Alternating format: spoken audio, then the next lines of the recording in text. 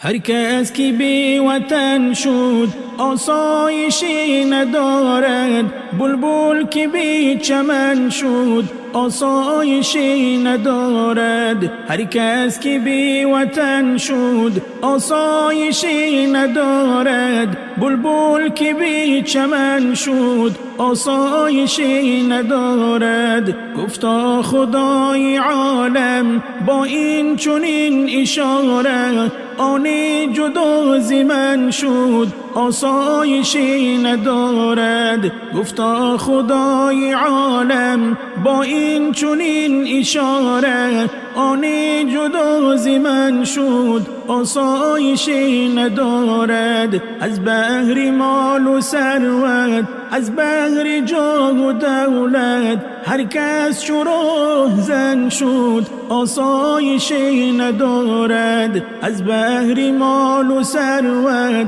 از بحر جاه و دولت، هر کس چو رهزن شد آسایشی ندارد. در بین جمع یاران دلدادگان جانان، چون ماری نیش زن شد آسایشی ندارد. در بین جمع یاران دلدادگان جانان، چون ماری نیش زن شد آسایشی ندارد. از روی نام و شهرت، از روی کبر و غفلت، مغرور ز خویشتن شد آسایشی ندارد. از روی مال و شهرت، از روی کبر و غفلت، مغرور ز خویشتن شد آسایشی ندارد. زورآوری که هر دم خواهان جنگ و شور است،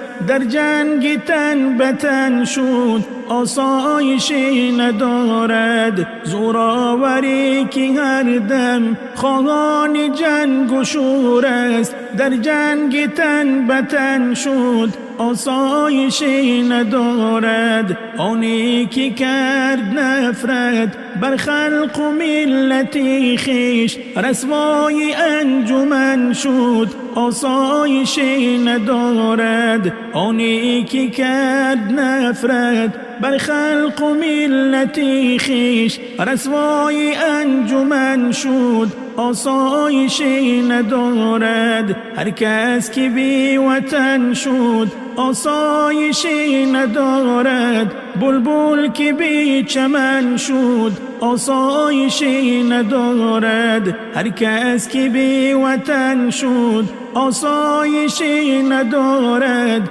بلبل که بی چمن شد آسایشی ندارد. گفتا خدای عالم با این چنین اشاره، آنی جدا ز من شد آسایشی ندارد. گفتا خدای عالم با این چنین اشاره، آنی جدا ز من شد آسایشی ندارد.